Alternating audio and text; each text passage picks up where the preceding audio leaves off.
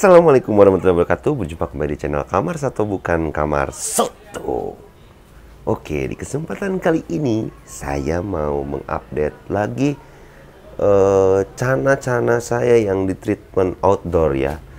Ini sebetulnya untuk saya pribadi sih sedikit musibah ya, karena cana-cana saya itu ada yang terkena penyakit seperti pinroot. Nah, kita lihat dan kita bahas penyebab dan cara penanggulangannya.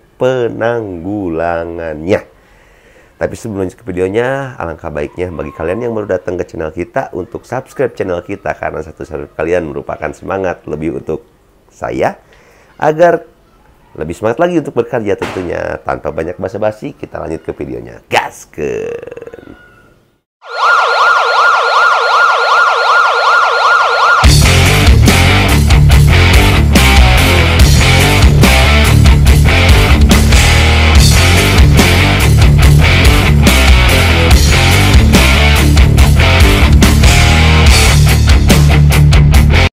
Nah, jadi untuk tempat-tempatnya ini sekarang ikan-ikannya itu udah diganti ya. Ini tempat tapanya si Oyag, ini yang asalnya ini red barito, di atas si Oyag. Sekarang ditukar red barito ke atas, si Oyag ke bawah. Dan yang dua itu sekarang dipindah jadi ke sini, satunya lagi ke sini. Nah, karena untuk yang di sini itu udah ke dalam, karena mau saya siapkan untuk nyobain ya ikut kontes. Karena nggak tahu juga sih ikannya itu seperti apa gitu di dunia kontes itu. Apakah sudah cukup layak dan atau belum. Jadi kita bakalan tahu gitu kalau kita ikutin. Nah, ini nih. Ini ikan yang mau nanti saya ikutin kontes ya. Ini lagi diwarnai dulu lah. Karena waktu di semi outdoor itu ikannya bener-bener dibulukin. Nah, ini kita mau bawa dua. Yang ini si garung. Si garung cabungnya enak sih kalau airnya nggak hitam. Nah, ini si docil satu lagi. Nah, ini si docil. Kita mau bawa dua, nanti sama pulkras satu ya. Kalau untuk mental dua-duanya udah yahut. Nah, sekarang kita update ya. Sebelum hujan nih, karena sore ini sudah lumayan cukup mendung dan sudah ada gemericik air hujan. Nah, jadi untuk kesedihannya tuh, nah inilah resiko treatment outdoor. Ikan itu banyak yang terkena pinroot. Ini salah satunya yang si barito ya. Si barito itu pinroot. Jadi kebanyakan itu waktu itu si Oyag juga di tank ini pinroot. Sekarang lanjut si barito di tank ini juga pinroot. Nah, sekarang kita bahaslah mungkin kesalahannya itu dari mana gitu ya. Ini sepengalaman saya dan yang telah terjadi gitu di sini. Jadi karena tank ini itu adalah tank yang intensitas terkena cahaya mataharinya itu lebih daripada tank-tank yang lain. Soalnya untuk tank yang ini tuh di bawah ini sangat aman gitu. Dari jamurnya juga sangat beda gitu. Bukan jamur ya. Lumut yang di sini tuh mudah dibersihkan, kalau yang di sini susah. Setiap ikan yang masuk tank ini atau tank yang berada di tempat ini, jadi untuk kotornya itu lebih cepat gitu. Nah, mungkin karena sinar mataharinya itu terlalu kenceng ya. Jadi pagi-pagi dia kena sinar matahari dari jam setengah 8-an lah sampai jam setengah 10, jam 11 bisa lah. Ya jam setengah 10, jam 11. Nanti jam 3 dia terkena sinar matahari lagi sampai sore, sampai kalau mataharinya lagi terang-terangnya itu bisa sampai jam 5, bisa sampai setengah 6 bahkan. Nah, jadi untuk kualitas airnya itu lebih cepat ya untuk keluar lumutnya itu. Nah, jadi intinya itu kalau untuk tank-tank yang modelnya seperti ini atau cepat berlumut dan lumutnya itu lumut yang keras, bukan lumut yang lembut dan mudah dibersihkan itu, menurut saya pribadi sih sebaiknya kalian menggunakan tanaman air. Fungsinya ya untuk nomor satu sih buat ikan yang ngumpet juga. Terus juga kan kalau misalkan ada tanaman air biasanya kualitas airnya juga lebih terjaga gitu. Padahal kan sayang banget nih si barito untuk cabungnya tuh udah makin menjadi nih kan tuh. Cuman ya mau gimana lagi. nasi sudah menjadi bubur dan buburnya harus dikecapin biar enak ya guys ya. Nah, terus juga untuk pencegahannya itu bisa kalian lakukan pengurasan yang rutin. Misalkan kalau misalkan kotornya itu dalam jangka 1 minggu sampai 2 minggu, jangan sampai telat gitu. Kelihatan ikan nguncup atau kurang gerak, airnya udah hijau, cepet ganti. Jadi lebih safety lah ya, lebih ekstra kalau untuk tipe-tipe yang kayak gini. Beda dengan kalau misalkan di bawah sini. Di bawah sini tuh waktu si oyag di bawah ini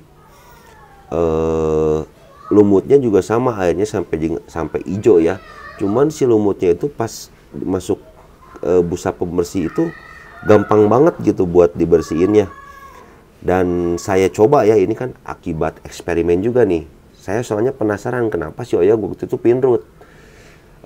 Setelah saya beri waktu yang sama antara tank bawah dan tank atas untuk pengurasannya, ya terlihat yang di tank bawah ketika saya kuras masih aman-aman saja, sama halnya ketika si barito posisinya masih di bawah. Beda halnya dengan pas di atas, si barito aja sampai hancur tuh.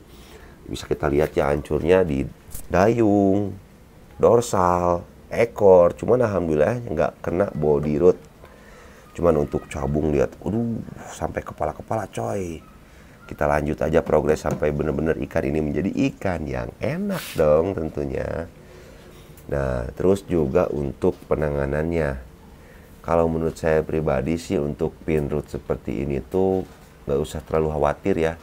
Karena untuk kita kuras, terus kita beri obat-obatan seperti akriplavin, kita push cacing lagi, insya Allah ikannya itu akan kembali sehat. Dan ya cuman waktu aja sih, waktu penyembuhannya itu berapa lama ya kita nggak tahu gitu.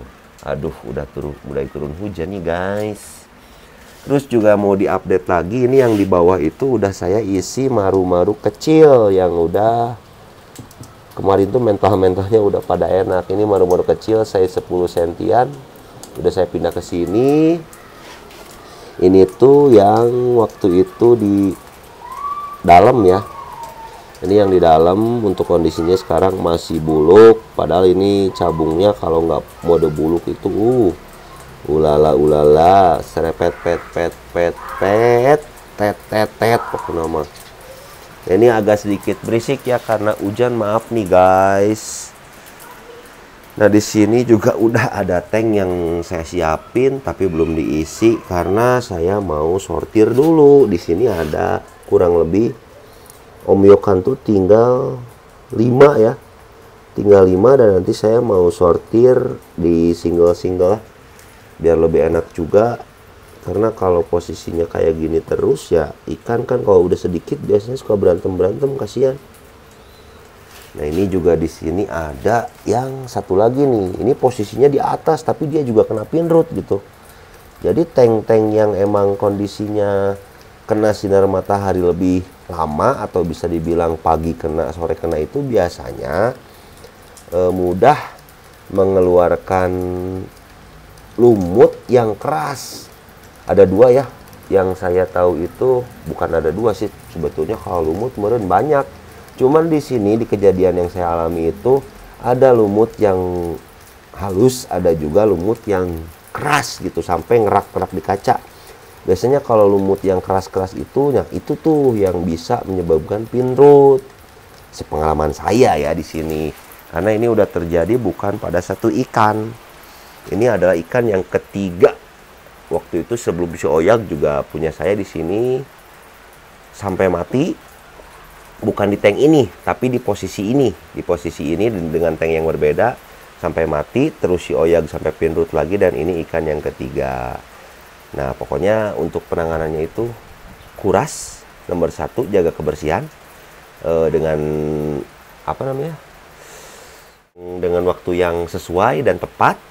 Yang kedua, apabila udah seperti ini bisa kita tambahkan akriplavin atau daun ketapang. Kalau saya sih pakainya akriplavin aja. Terus push dulu sama cacing karena untuk mempercepat pertumbuhan dorsal dan semuanya lah yang rusak gitu ya. paling untuk konten kali ini segitu dulu aja.